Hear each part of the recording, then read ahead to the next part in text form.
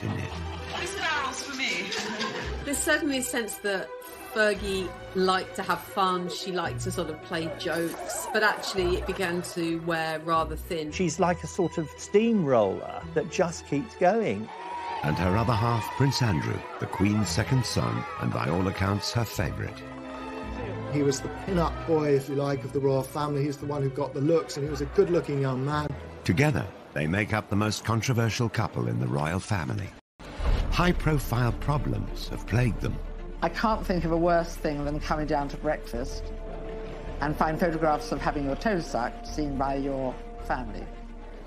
Prince Philip was apoplectic and swore that she must never step across the threshold of Balmoral again. They've reeled from one disaster to the next.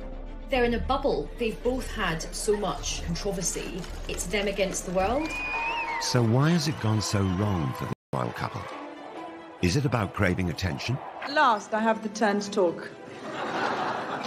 All these men around here. Or are they just out of touch? Well, I have to ask the question, what is a reasonable lifestyle? One of Andrew's biggest failings is his singular lack of judgment, and that's bound up in a sense of entitlement and arrogance that he's always had, frankly. Tonight, this is the incredible story of how together Andrew and Fergie have lurched from one scandal to another. This case with Epstein is so serious. This is so much more serious than Randy Andy, Air Miles Andy. And how throughout it all, they've managed to maintain the closest bond. In a way, she's his wife in everything but name. We go behind the scenes to reveal just why they've made so many mistakes. Andy and Fergie go in a little bit head first, and where you or I might think that's not a good idea, it just doesn't occur to them. In 1986, Britain enjoyed a royal romance. 26-year-old commoner Sarah Ferguson got engaged to Prince Andrew. The polished performance followed hard on the heels of the appearance of a palace official with the universally expected announcement of their engagement mid-morning. It generated intense excitement. Are you jealous of Sarah Ferguson? Yes! Very! Yes! She's absolutely gorgeous. I only wish I was 60 years younger. We wouldn't stand a chance. Inside, the royal couple was showing off the ring. Could I ask you then, Miss Ferguson, do you remember what he said? Absolutely. But I'm not telling you. What went awry with that dashing young couple? And what led to the downfall of the Duke and Duchess?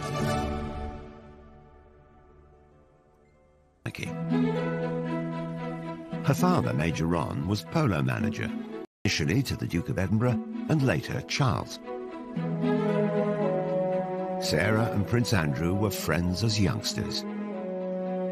Young Sarah was on the fringes of the royal family, and as children she first came into contact with Prince Andrew.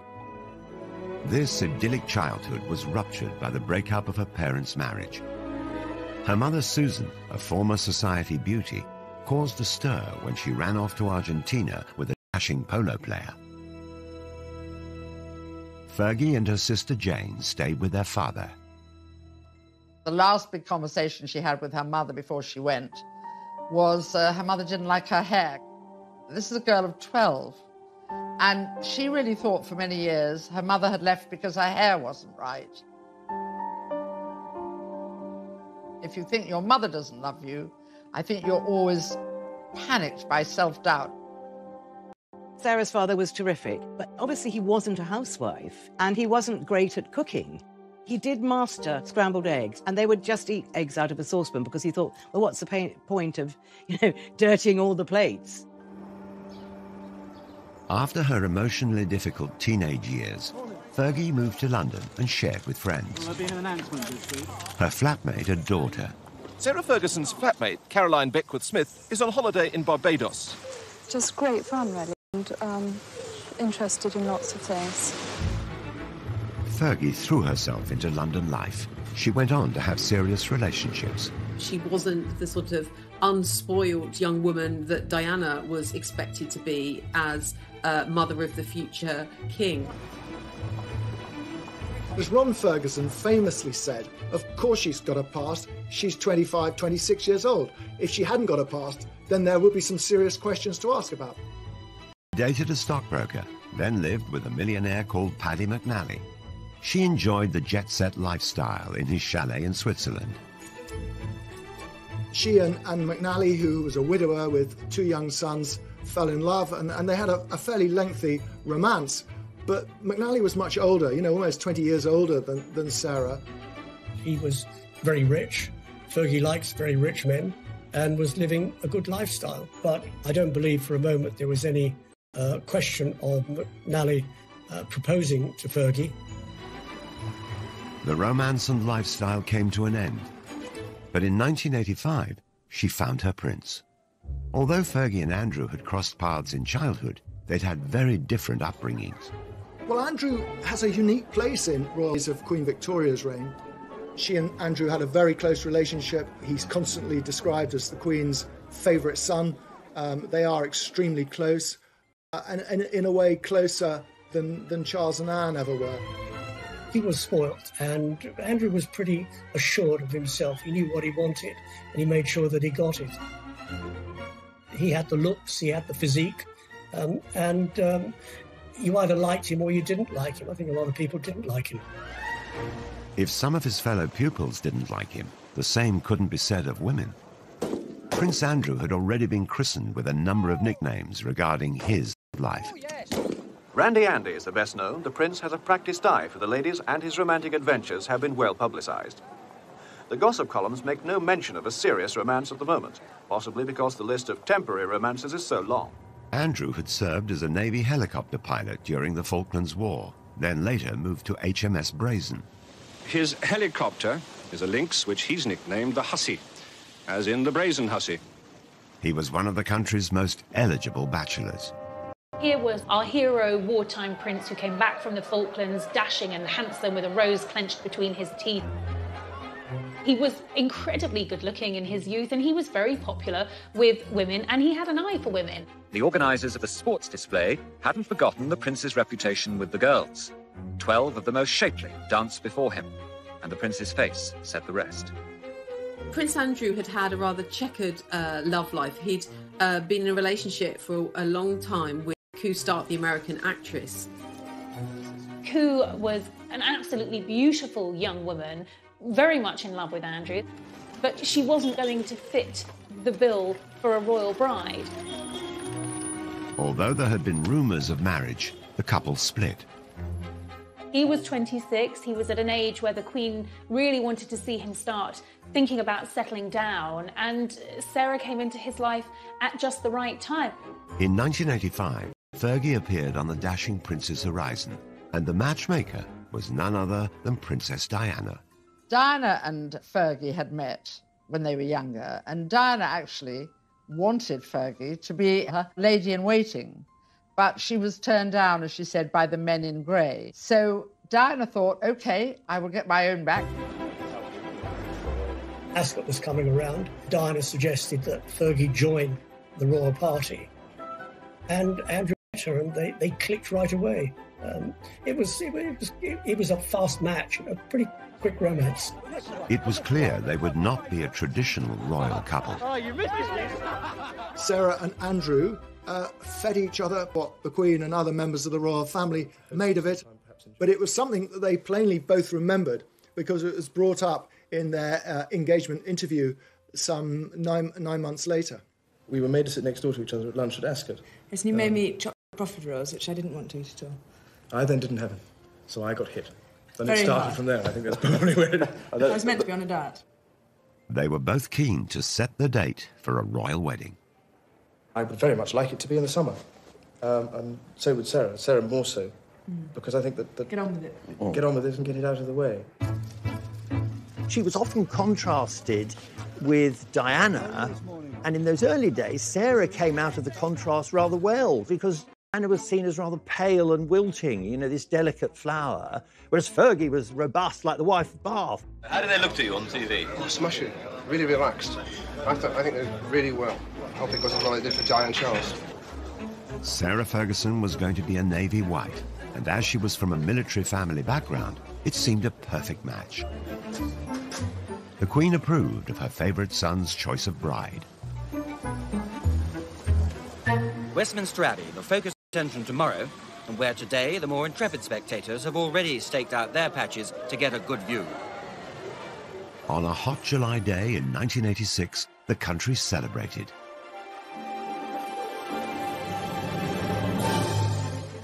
Fergie's 17-foot train had the initials A and S intertwined and sewn in silver beads.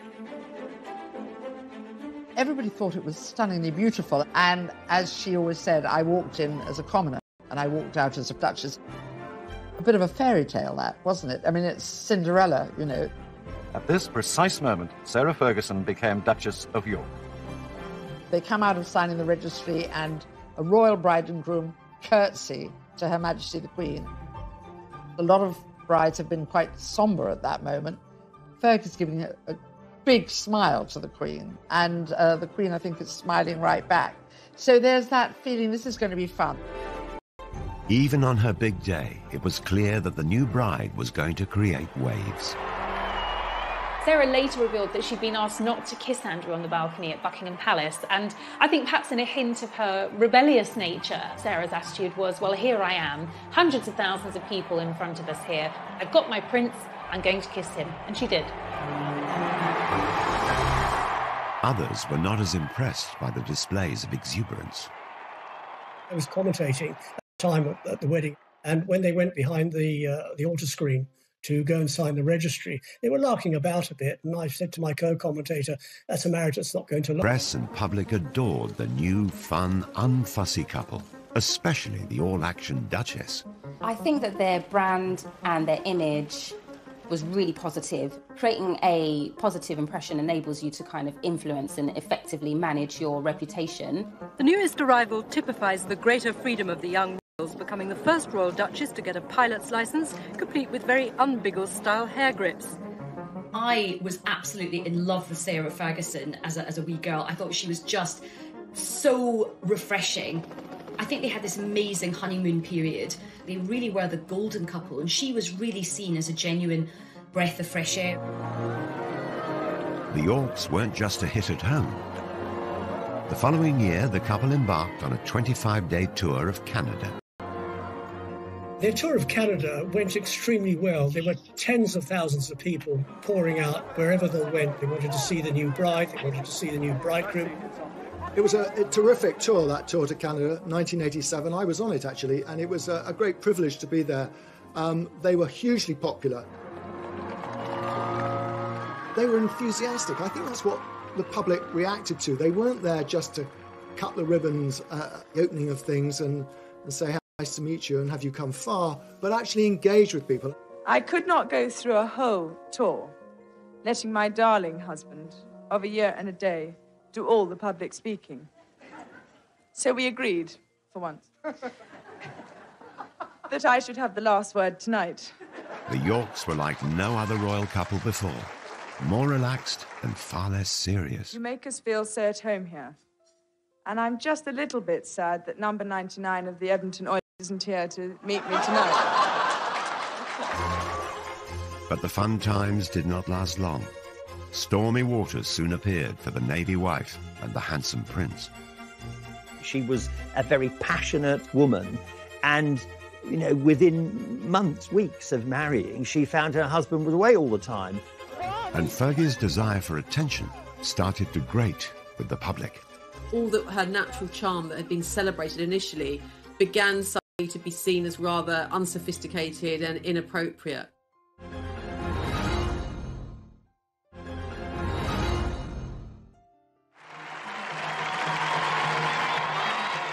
After marriage, Fergie embraced her new life with gusto. Her Royal Highness, the fair Duchess of York, leading forth her heroes on behalf of the International Year of Shelter for the Homeless.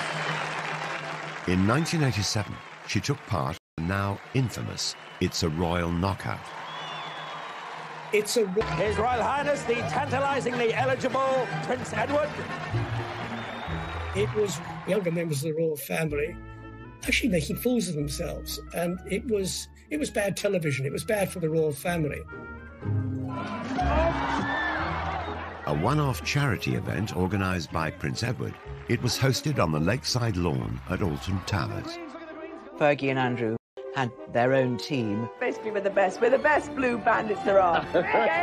And they were with, I remember, Pamela Stevenson, who was a big comedy actress at the time. And it was just crazy. They were rushing all over the place in these sort of medieval costumes, and Fergie was really over the top, sort of shouting and yelling. It was just very, very undignified. Okay, it's Meatloaf's coming in. That really was the beginning of the time, I think, when the public began to question Fergie and what she was getting out of royalty rather than what she was putting into it.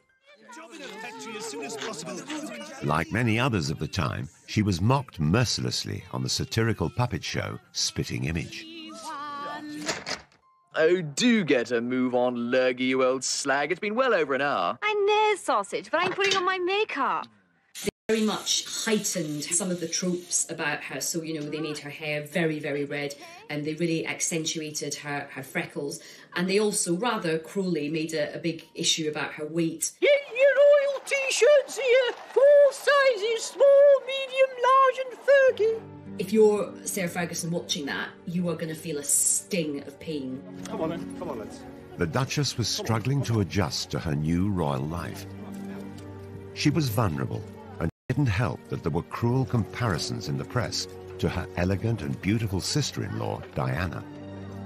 Sarah's always had a weight problem. It goes up and down with monotonous regularity, and the media always drawing comparisons between Fergie and Diana. Diana looking very sort of slim, beautiful.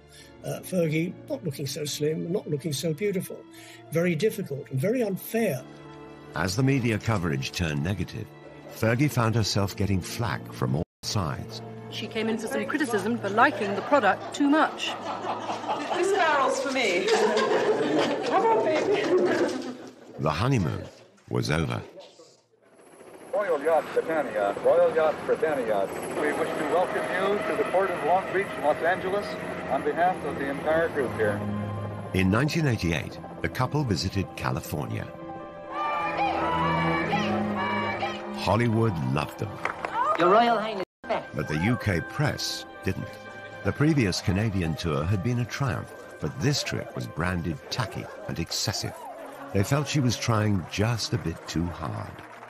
The USA tour was really still the same Sarah and still the same Andrew, but there was a slightly brash thing. I mean, I remember she was wearing an outfit one day and she said, check the back of the hair. On the tour of America, she was too loud. She was perceived as being not what a royal should be. And I think the damage done on that tour to her reputation dogged her ever since. Few cakes and I don't see eye to eye. Really? I'm savoury. I'm sausages. Oh, sausages? Yeah, The Duke and Duchess were 20 minutes late because when they left the yacht, the Duchess's hat blew off.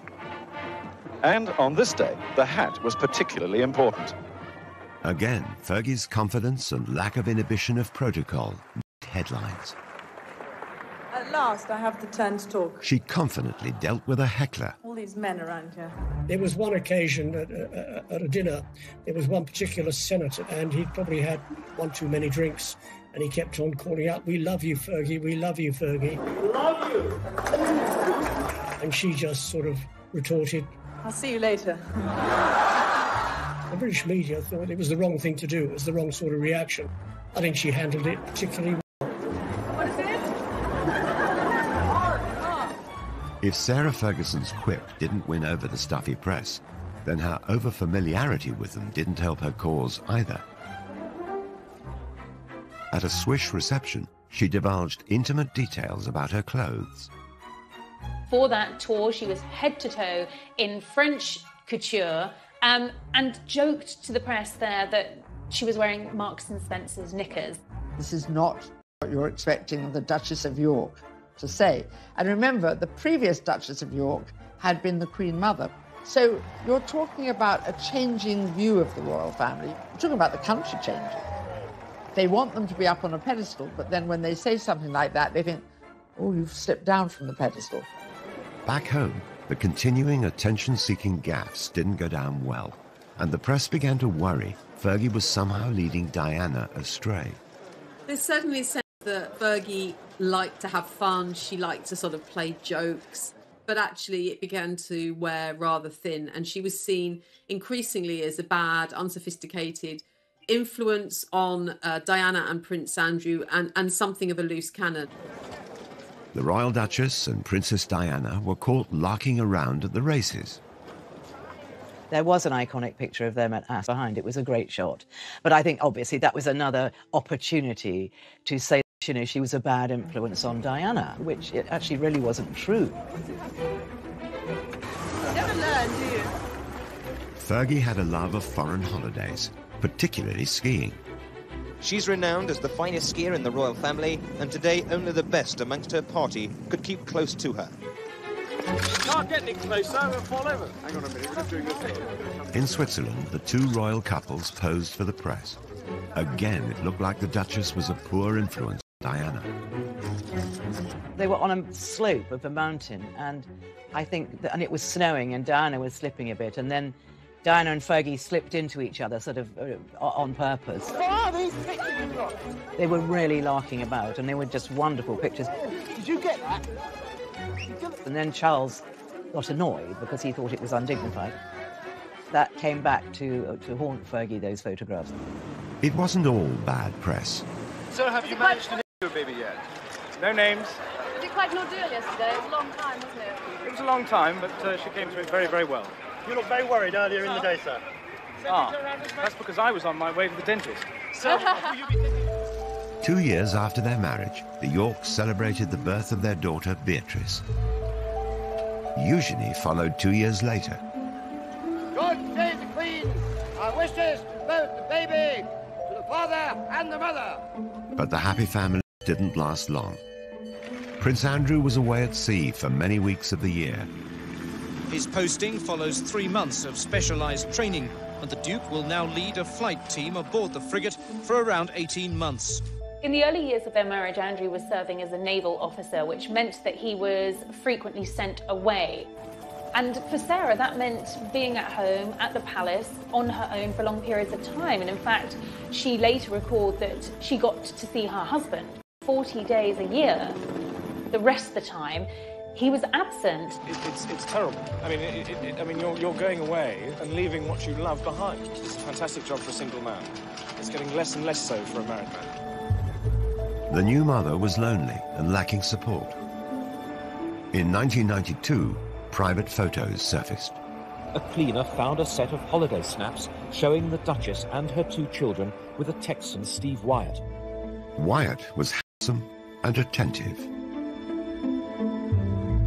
The pictures had been taken some 2 years previously. There's a picture of Steve Wyatt, and then there's Beatrice, who's just got bathers on, and they're obviously somewhere hot. And suddenly people think, who is this man? And so then the stories start. Eve Pollard, a tabloid editor at the time, was contacted by a mutual friend of the Duchess. A very old friend of ours rang us up. He said, I wonder if you could come and give a friend of mine a bit of advice. So we turned up in his lovely studio in Mayfair, and there she was. We tried to say, you know, you've just got to be careful about any photographs. If you go out with anybody while your husband's away, it should be a crowd. And she was, at that time, I have to say, very, very unhappy about the fact that she was alone. Gossip of affairs circulated in society circles for months. He was also getting a lot of flack from the royal household for behaving, as they saw it, inappropriately. So everything was mounting up against her, and I don't think Andrew was there to really back her up. And then along comes Steve Wyatt. It was the beginning of the end for Fergie and Andrew. The announcement that the Duchess of York had initiated discussions about a separation from her husband came as she arrived to pick up their daughter from school. In March 1992, the couple split. Fergie was soon spotted with another American, John Bryan, a friend of Wyatt's and her financial advisor. What is your exact relationship? Soon, rumours of scandalous pictures of them together surfaced, and the photos were being touted around Fleet Street. The night before publication, I to see Brian. I sort of laid down these pictures, and there was a great intake of breath. Oh, God. And he immediately went off into the bathroom, shut the door, and even though the door was locked, I could hear he was calling Sarah in Scotland and telling her that it was worse, far worse than he thought. He obviously was a little bit more than a financial advisor, as we saw from those photographs taken in the south of France with him sucking her toes. Whether he was looking at her toes as a new form of abacus or calculator remains to be seen. But it was the sort of nail in the coffin when it came to Fergie and Andrew's marriage. It was a sellout scoop for the Daily Mirror. 300,000 extra copies were printed, and as the public snapped them up, the newspaper was unrepentant. Unfortunately for Sarah Ferguson, she was staying with her in-laws at Balmoral. The papers were all laid out for breakfast. Sarah took one look around the dining room and thought, "No, but for the grace of God, go the lot of you. I'm going." So she went back upstairs, and obviously she had to see the Queen. And the Queen, remember, these two are fairly close, and the Queen was furious with her, just furious. She fled the castle and the press. No longer the luxury or privilege of an aircraft of the Queen's flight, for the Duchess just an ordinary scheduled flight to Heathrow. It spelled the end of Fergie's life as a royal, and that was absolutely devastating for her. It was never how she had expected things to turn out. The most important thing for me at the moment is to keep a low profile, work hard, and make sure that I continue to find cures and to help people as much as possible. With no wealthy husband, how was she going to live? The debt soon racked up. I wouldn't say she'd go anywhere for a hot meal, but she was prepared to put her name to all sorts of things which royals hadn't done. She needed money fast. I tend to attract a bit of attention. Her solution for bringing in the cash Cheers. was a flashy one.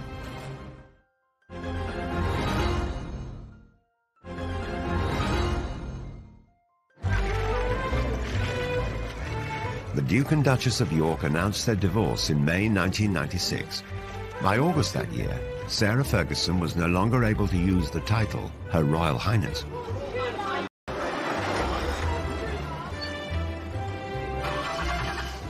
She found it awkward to adjust to a modest lifestyle. Living beyond her means quickly got her into financial difficulty. You know, she's cast out of the royal family. She doesn't just divorce Andrew, she divorces the whole of the royal family. I remember Diana saying to me that, Fergie didn't get that much. She really didn't. And that's why she had to work so hard. And she had to keep coming up with new ideas. In typical fashion, she made light of the negative press. It really bugs me that every day I have to read that I'm a millionaire 3 times over. God, I tell you. When her marriage broke down, her overdraft was said to have been £200,000, allegedly paid off under a separation settlement, which also involved Prince Andrew taking financial responsibility for their children, Beatrice and Eugenie. The news reports varied. At first, she said the royals gave her no financial support at all. Then she admitted to receiving £15,000 a year. It was then reported that the divorce settlement from Prince Andrew was worth several £1 million. Later, it seemed to emerge that actually she had a settlement around sort of £3 million. So I think it's likely that the divorce settlement was much more favourable than perhaps Fergie initially suggested. We've never known the full details, but we think she was meant to get money to buy a home, but I think probably she was so much in debt by then she just used the money to pay off her debt. That's what I understand. Sarah Ferguson's debts stood at around £1 million. Just over a year later, her debts were reported to be in the region of £4 million. She had no concept of money coming in as opposed to money going out. About £300,000 went on her staff costs. £150,000 she would spend in a year on gift. She travelled a lot. Those were expensive costs. The simple fact was that she spent more than she had, and she rapidly got into serious debt. I think that's the story of her life, really. She just is a very free spender and very, very generous. But if you're like that, you do get into financial trouble unless you're earning millions all the time. Sarah did have money problems. That was well advertised everywhere, and she wasn't ashamed of that. got up out of bed and thought, right, I've got to make some money here. Fergie tried to earn a living. She knew she had cachet as a former royal. She also knew the best place to sell herself. She attempted to rebrand herself in the United States. I'm so unconventional that instead of serving tea, I serve ocean spray granule juice drink. She made this series of cranberry juice commercials for American TV and is said to have pocketed $500,000. It has a distinctive taste that gives you a real zing. No wonder you Americans threw that tea into the harbour. The Americans, God bless them, they love people with titles. If you're a lord, well, yeah, you're pretty good. But if you're a duchess, wow, you sort of hit the jackpot. She'd been married to the son of the Queen and was prepared to endorse brands. So for PR companies in the States, their Christmases had come early. They saw her as this really feisty pioneer woman. You know, she was really brave to carry on and go and make her own money. They loved that. Sarah Ferguson also teamed up with Weight Watchers, which was publicised through another set of glamorous TV commercials. It's the hardest thing in the world, staying on a diet. While no one knows what Fergie earned, during their 11-year association, she lost 50 pounds in weight. I think it probably connected with a lot of women because when you're a princess or a commoner, we know how painful it is when people make cruel jibes about our appearance. Fergie also signed endorsement deals with cosmetic companies and makers of fine tableware. She was a spokesperson for Waterford, you know, china and ceramics. She was a spokesperson for Avon makeup. Brands wanted access to Sarah's royal connections and the kudos that would bring to their brands. So she was hot ticket. She was really in demand. Fergie was a success in America. She was a duchess in debt, but tomorrow Sarah Ferguson will announce she's close to paying off her overdraft with Coutts Bank, around £4 million of it. Then, in 1998, Fergie landed a plum guest role in one of America's most successful sitcoms, Friends. The fourth season finale of the worldwide TV show was watched by 20 million viewers in America and nearly 7 million in the UK.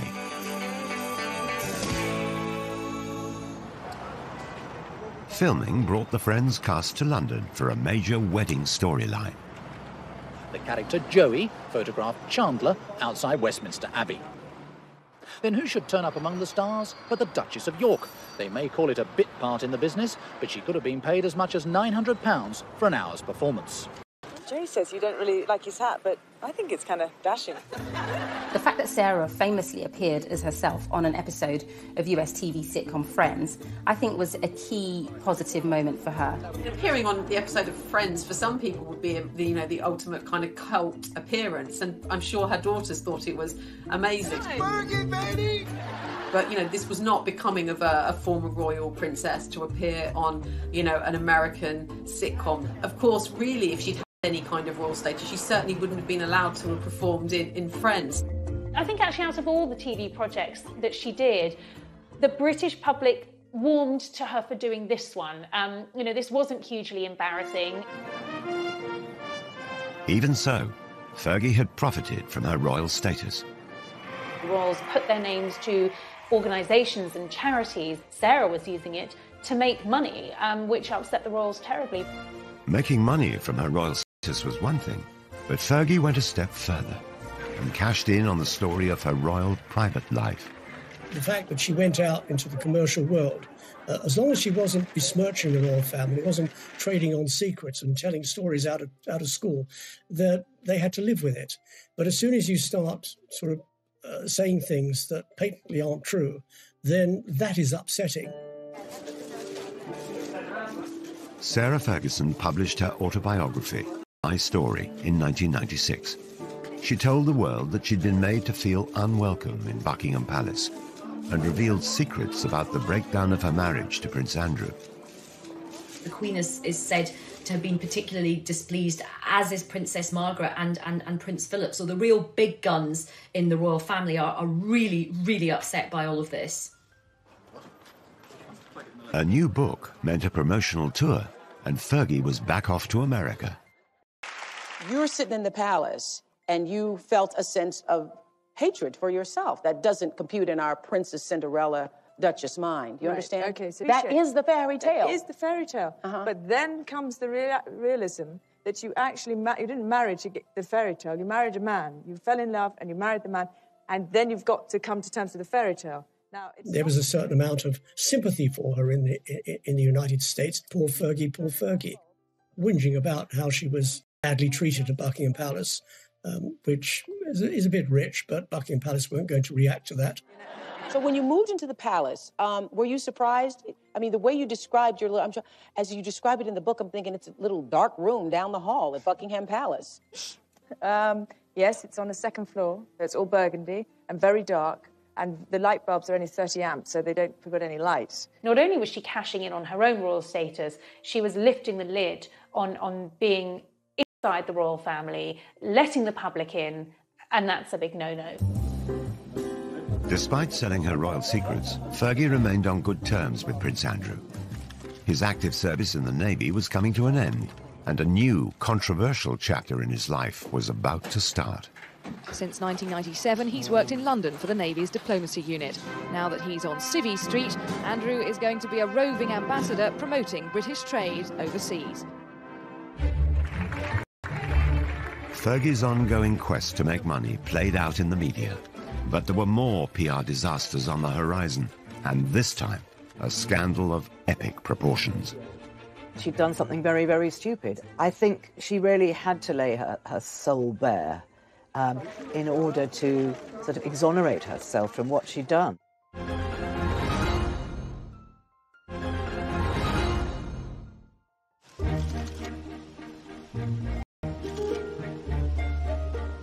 Though Prince Andrew and Sarah Ferguson were no longer married, they maintained a close friendship after their divorce. They always stayed friends, which is, I know people don't get it and say, how is this? This is very unusual, and it is rare, but it's a very special relationship, and they get on extraordinarily well. They have the same sense of humour. In 2008, Fergie moved in to share Andrew's home, the Royal Lodge in Windsor. Their friendship has intrigued royal watchers. They're the couple who, they might not have the label of being husband and wife, but they're definitely kind of soulmates, I think. Soulmates, whose friendship brought its own problems. The next disaster to hit would rock not only Andrew and Fergie, but the whole royal family. He kept saying he wanted to meet Prince Andrew, and he would pay her $500,000 if she could fix that. Posing as an Arab businessman, Mahmoud had played out hundreds of undercover stings on high-profile personalities since the early 90s. Victims were cajoled into making embarrassing confessions or trading illegal substances. The fake sheikh operations were often criticized as entrapment. He would do these meetings at the Savoy, the Dorchester, all these glitzy places. And, so many celebrities and other royals got stung by him. Fergie was likely targeted because of her well-publicized money problems and her friendship with her ex-husband. By 2010, Prince Andrew had retired from his successful naval career and had a new role as a special trade envoy for Britain. Okay, of course. So you need 500,000 in. Yeah, but that's in wire transfer. That has to be wire transfer, I mean, obviously. The News of the World set up a sting to secretly record Fergie. Despite the grainy and low-quality footage, she can be heard offering access to Prince Andrew. £500,000 when you can, to me, open doors. Big Prince Andrew? Yeah. Is that a deal? Yeah. What she was proposing and what she was saying she could do, and using Prince Andrew basically to shake down some money from a man who she thought was a very rich foreign investor, but in fact was an undercover journalist. It's one thing to be, trading off the fact or the fact that you had once been a member of the royal family, but what is not really appropriate is the fact that you're no longer a member of the royal family, that your ex-husband has a sort of governmental ambassadorial role, and you're offering access for huge amounts of cash. Prince Andrew knew absolutely nothing about what was going on. This is something that Fergie had arranged all by herself and was going Presented as a fait accompli. But, you don't sell a member of the royal family for cash. But the fake sheikh had caught far worse on camera. After agreeing she would be paid a £500,000 fee by wire transfer, Fergie was seen accepting a cash deposit of just under £30,000. She left the ill-fated rendezvous with the suitcase containing the cash. She'll give it back, but her reputation is in tatters. When you looked at it, she was obviously distressed, she was smoking, she was drinking, and he was there with this sort of suitcase of money. I think out of all of the embarrassing deals, this was the most serious. Andrew had no option but to completely distance himself from this. It was very embarrassing for the royal family. In 2016, the fake sheikh was himself exposed as allure evidence. Did you lie to get a front-page headline? What do you say to that, Mr. Mahmood? What's your reaction? Mahmoud was convicted and sentenced to 15 months in prison. But his sting on Fergie had done its damage. She apologised to the Queen, she apologised to Prince Andrew, and she's got this extraordinary ability to bounce back. And she did bounce back. Prince Andrew, stood by her, and it was Andrew who sort of came to the rescue and set up a programme whereby Fergie could repay some of the debts, and that's how Fergie got through that episode. Fergie made a public apology. Fergie had to try and defend herself, and in typical Fergie fashion, she went onto the networks to do it. She went onto the Oprah Winfrey Show and reflected with Oprah on what had happened. They watched a playback of the entire fake sheikh video before Fergie made dramatic revelations about her state of mind. Because I was in the gutter at that moment. So I know exactly, I'm very aware of the fact that I'd been drinking, that I was not in my right place. People love Oprah, and I believe that by speaking to Oprah, Sarah felt that it could have a positive impact on her. She really had to lay her soul bare in order to sort of exonerate herself from what she'd done. And it was extraordinary that she did it. It was a very, very brave thing to do. But then she'd done something very, very stupid. It was kind of like the ultimate collision of a royal and reality television. So, of course, people loved it in America. You have to respect her for that, because that really takes guts to be able to do that. I think I'm authentically myself sitting here right now, and I'm going to give it a good shot. Somehow or other, she managed to turn the tables. I don't think she meant it to be, but it turned out to be an absolute masterstroke. In the years following the fake sheikh scandal, Sarah Ferguson claimed she'd lost around £40 million worth of earnings from cancelled celebrity engagements because her reputation was so damaged. She started legal proceedings against the owners of the News of the World, but it's reported that after 3 years, she abandoned her case in 2019. It's unfortunate that she was caught in a sting, but not the first one to be caught in a sting, and certainly probably won't be the last one. She realised very quickly that she was up against some serious legal opposition, and that if it went against her, the costs could have run higher and higher. So sensibly, she dropped the case. Ferguson was still close to Prince Andrew, each still supportive of the other. They were so close that some royal watchers believe a reunion could be on the cards. I think Sarah and Andrew are together as a couple. I just don't think they could be apart from each other. And I do see them getting married again. I really do.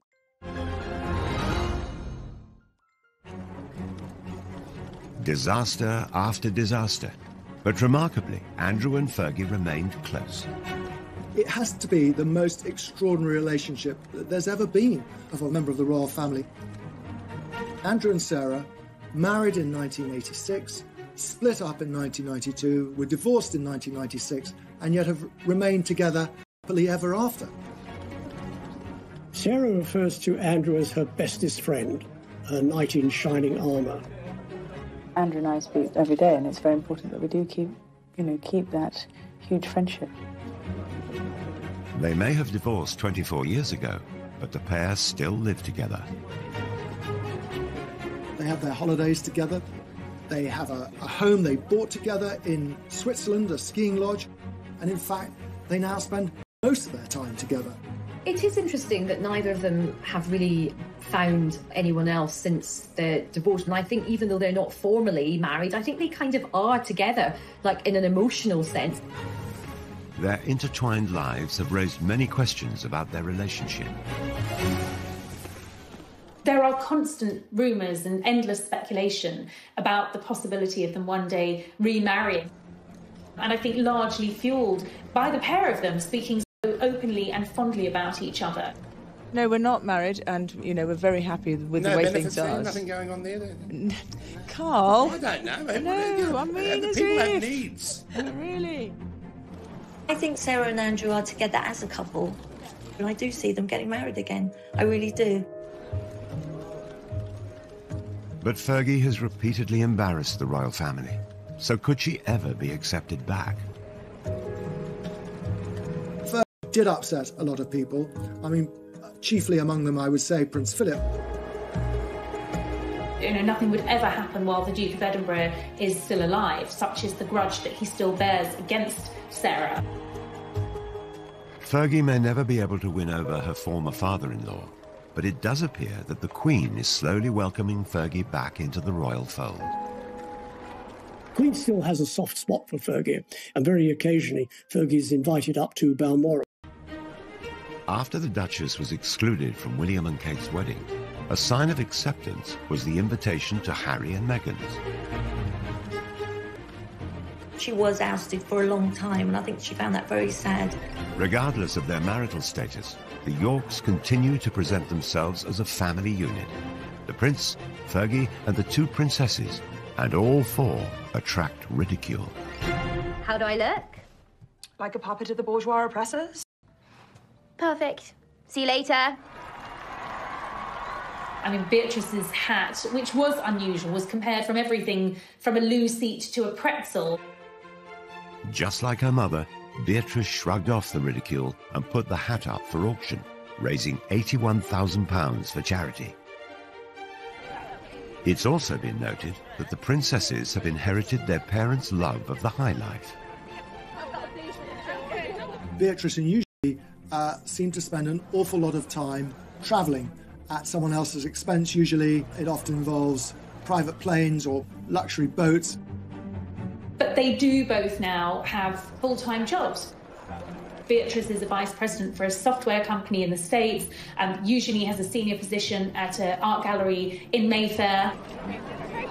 They want to work. They don't want to be accused of being lazy or leeching off the taxpayer. Fergie and her daughters sought the attention. Prince Andrew, on the other hand, had grown up to simply expect it. He was a prince and wanted to be treated like one.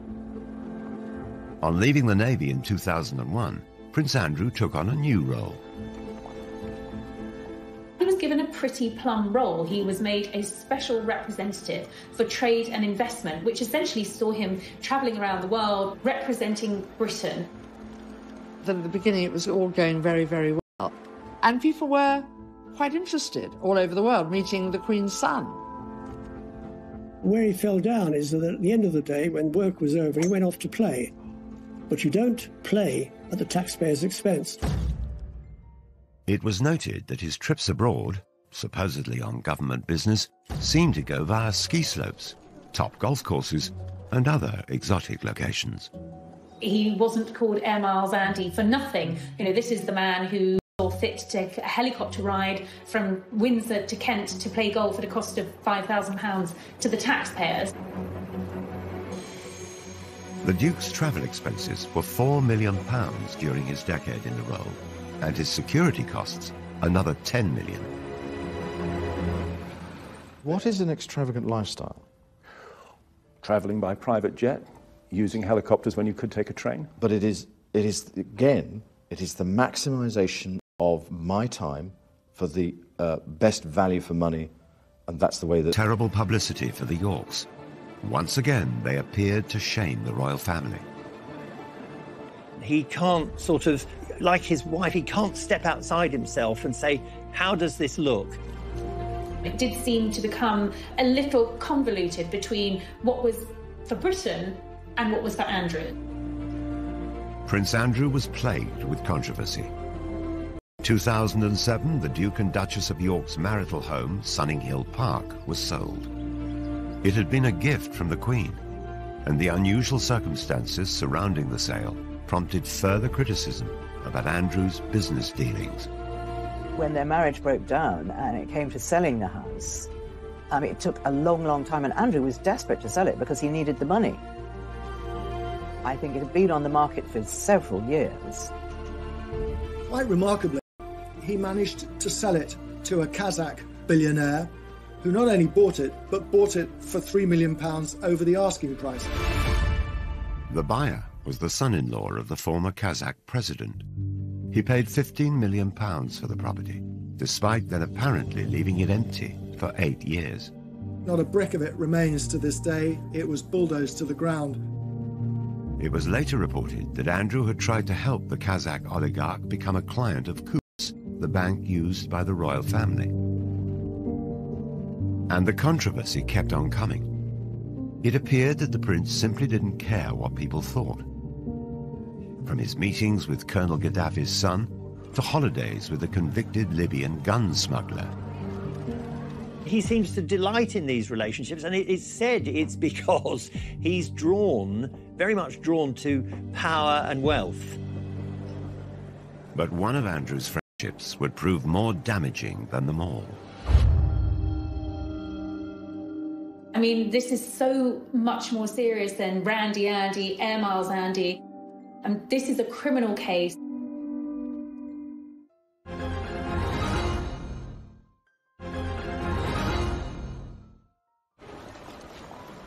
For over a decade, Prince Andrew has been engulfed in the biggest controversy of his royal life, a life that's been beset with scandals. He met Jeffrey Epstein around about 1999 through Ghislaine Maxwell, whom he'd known for years. Ghislaine was a girlfriend of Jeffrey Epstein. Epstein was very, very anxious to have somebody like Andrew as his friend because, you know, he's got a real-life prince. And it gave him so much kudos. I think around about 2000, he went to St. James's in the British Virgin Islands on Epstein's private jet and had made several trips. The high life was what attracted him to Ghislaine Maxwell, and he invited her to parties at the Palace. He invited her shooting at Sandringham, always with Epstein in tow. 2 months before Epstein attended Princess Beatrice's 18th birthday party, a warrant was issued for him over the sexual assault of a minor. The fact that he'd invited Epstein to Sandringham, he invited Epstein to Windsor Castle as a guest of the Queen, says a lot for the man's judgment. Epstein served 13 months in prison for soliciting an underage girl for prostitution. 2 years later, in 2010, Prince Andrew was photographed walking with him in Central Park during a 4-night stay at his New York mansion. He claimed that he went over there to say that they could no longer be friends. Well, what's wrong with email? What's wrong with a telephone call?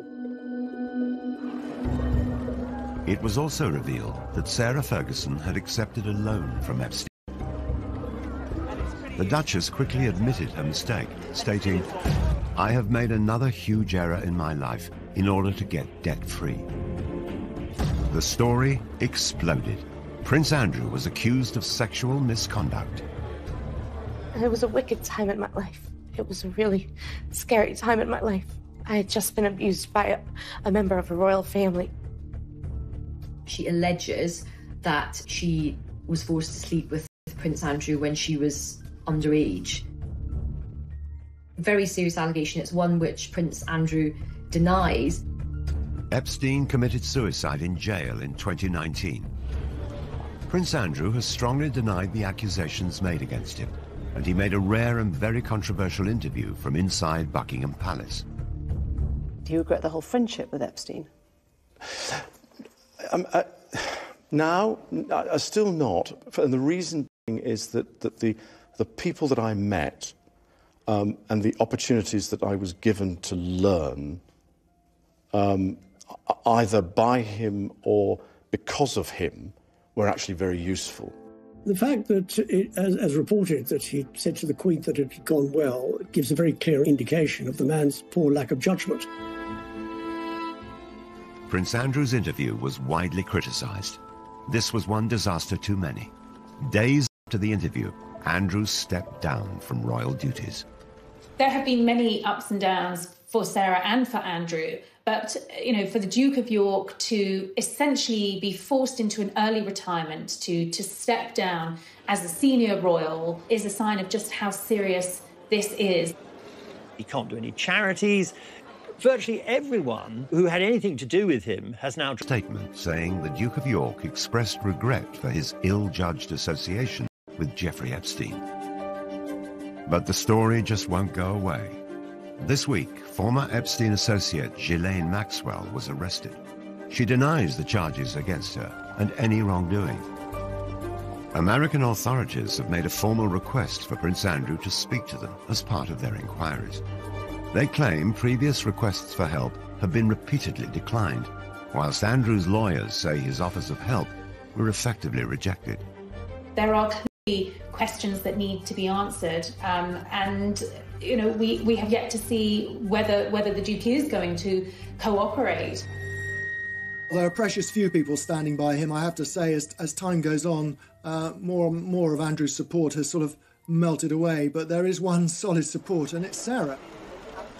Sarah Ferguson has defended her ex-husband in television interviews, newspaper articles, and on her social media.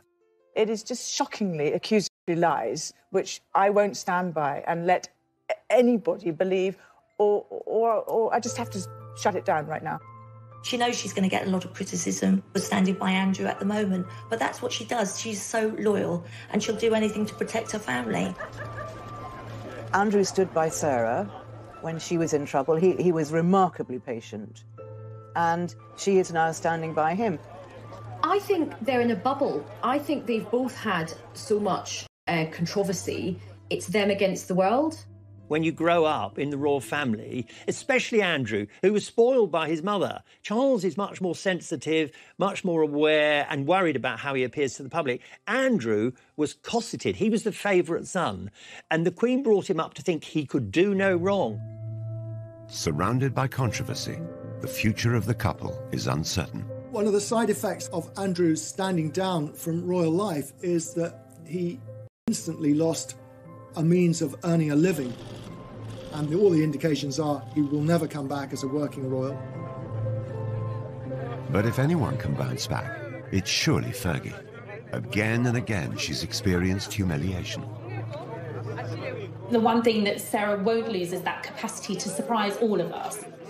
She has done some really impressive charity work, and you know, her children's books have done well. She's trying to forge out a new career in the film industry. I would say never with Sarah. Every day I'm going to do story time with Fergie and friend. Fergie now has another project. She's been reading stories for children online during the coronavirus lockdown. Let's get a bit of magic going here, shall we? She's being really personable. For Andrew, his future might rest more on his ex-wife than he could ever have imagined. Only recently there was a picture on social media of himself and Fergie packing together lunches to deliver to local nurses and stuff. So he's trying to do some good. But again, whatever you put up in this situation is ridiculed. Will it ever be possible for Fergie and Andrew to shake off the mistakes of their past? The scandal from Prince Andrew and Jeffrey Epstein is so toxic, and I do feel that is going to kind of tarnish her. The fact that she's still so close to Prince Andrew, I think that is going to have quite a limiting effect on big future sort of commercial projects. The story of Andrew and Fergie is a sequence of disasters.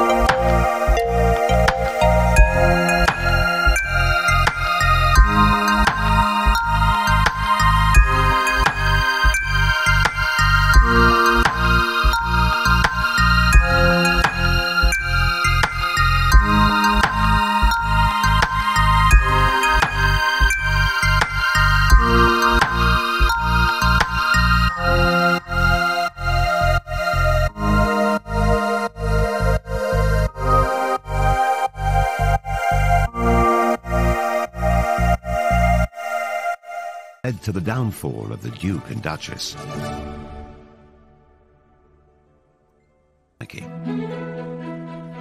Her father, Major Ron, was polo manager, initially to the Duke of Edinburgh and later Charles.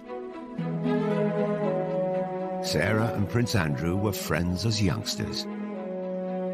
Young Sarah was on the fringes of the royal family, and as children she first came into contact with Prince Andrew. This idyllic childhood was ruptured by the breakup of her parents' marriage. Her mother, Susan, a former society beauty, caused a stir when she ran off to Argentina with a dashing polo player. Fergie and her sister Jane stayed with their father.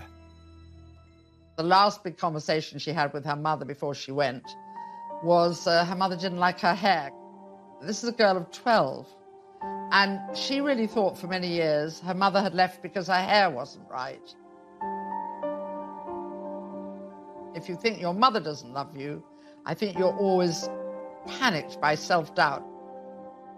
Sarah's father was terrific, but obviously he wasn't a housewife, and he wasn't great at cooking. He did master scrambled eggs, and they would just eat eggs out of a saucepan because he thought, well, what's the point of, dirtying all the plates? After her emotionally difficult teenage years, Fergie moved to London and shared with friends. There'll be an announcement this week. Her flatmate and daughter. Sarah Ferguson's flatmate, Caroline Beckwith-Smith, is on holiday in Barbados. Just great fun, really, and interested in lots of things.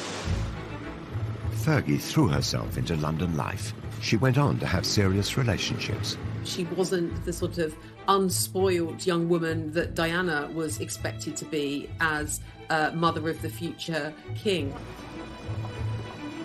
As Ron Ferguson famously said, of course she's got a past. She's 25, 26 years old. If she hadn't got a past, then there would be some serious questions to ask about. Dated a stockbroker, then lived with a millionaire called Paddy McNally. She enjoyed the jet-set lifestyle in his chalet in Switzerland. She and McNally, who was a widower with 2 young sons, fell in love, and they had a fairly lengthy romance. But McNally was much older, almost 20 years older than Sarah. He was very rich. Fergie likes very rich men and was living a good lifestyle. But I don't believe for a moment there was any question of McNally proposing to Fergie.